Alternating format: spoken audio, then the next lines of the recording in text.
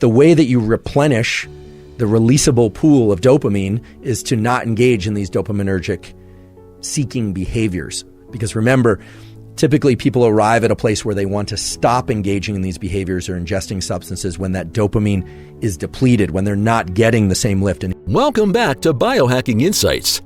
In today's video, Dr. Huberman reveals the secret to breaking free from addiction based on an intuitive understanding of the brain's neurochemistry.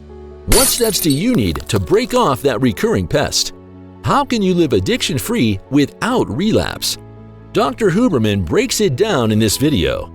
Fortunately, most people do not experience or pursue enormous increases in dopamine leading to these severe drops in baseline.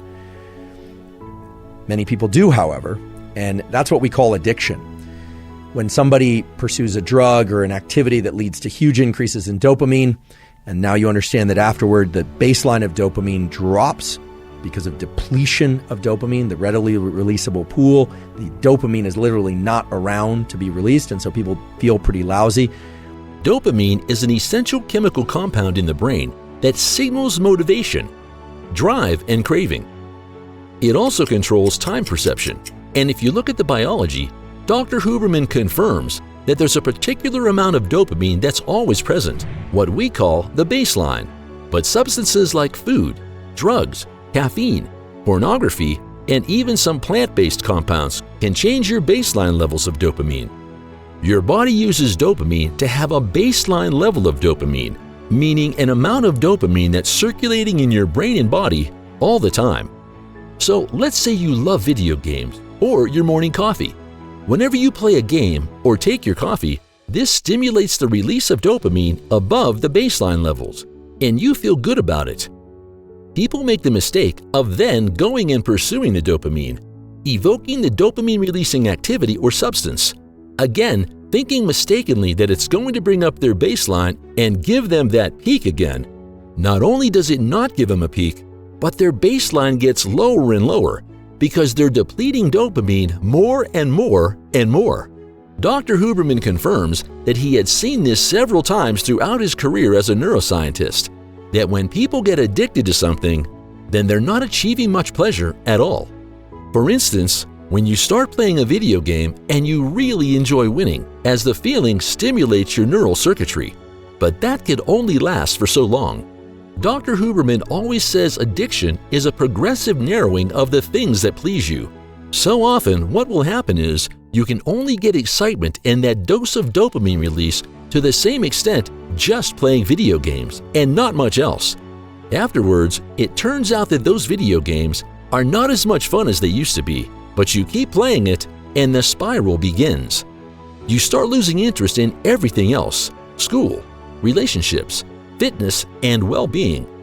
Eventually, what typically happens is they will stop getting dopamine released from that activity as well, and then they drop into a pretty severe depression.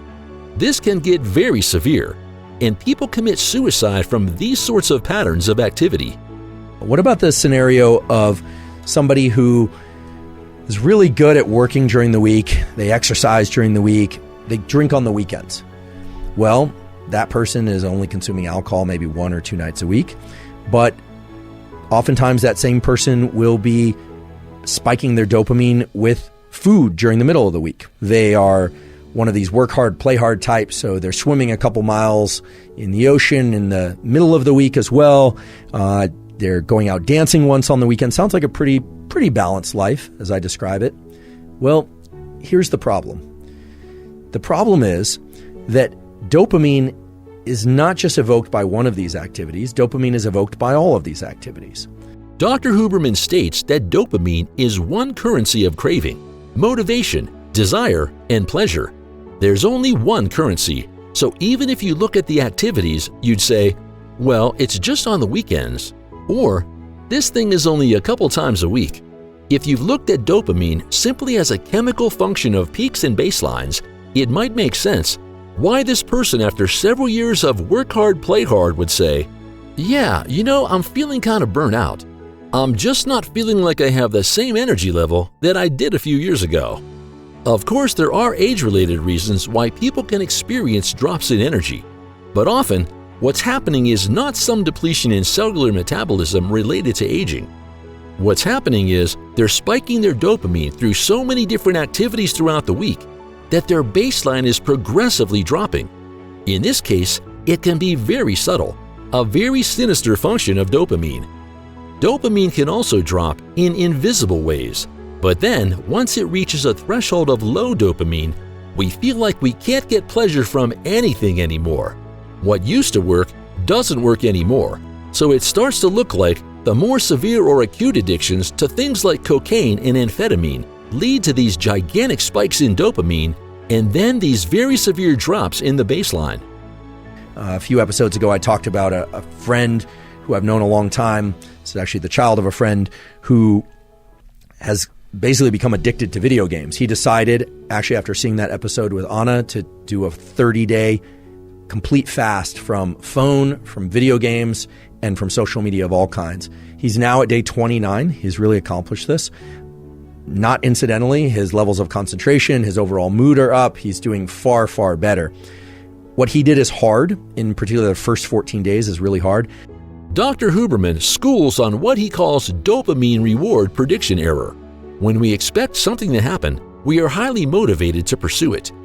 If it happens, great, we get the reward. The reward comes in various chemical forms, including dopamine, and we are more likely to engage in that behavior again. You can transplant that example to any number of different pleasurable activities. If you're not a gambler and that doesn't appeal to you, I have to imagine there's something that appeals to you, something that you do repeatedly because you enjoy it. And almost inevitably, it's because there's an intermittent schedule. There's an intermittent schedule by which dopamine sometimes arrives, sometimes a little bit, sometimes a lot, sometimes a medium amount. That intermittent reinforcement schedule is the best to export to other activities. How do I do that?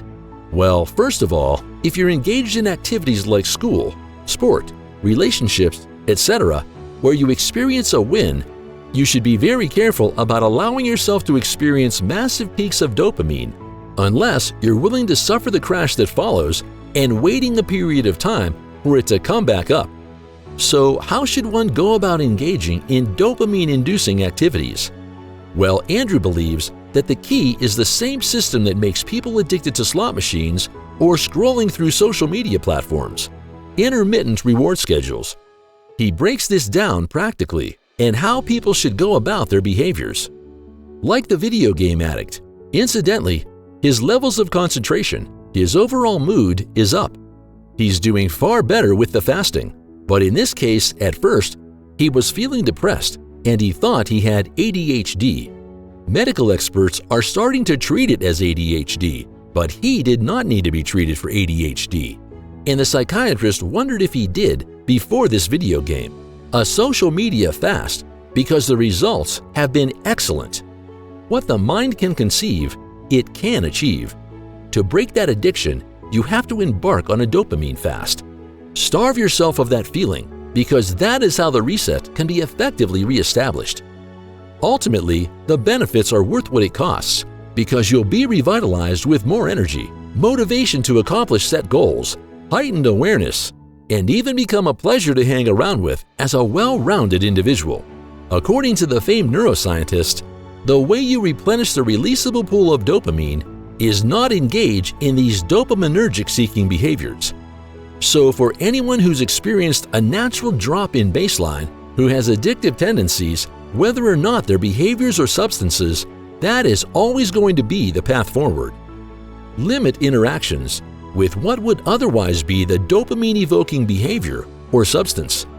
If you enjoyed this video, check out our video on Dr. Huberman's science-based morning routine that will change your life. Stay tuned.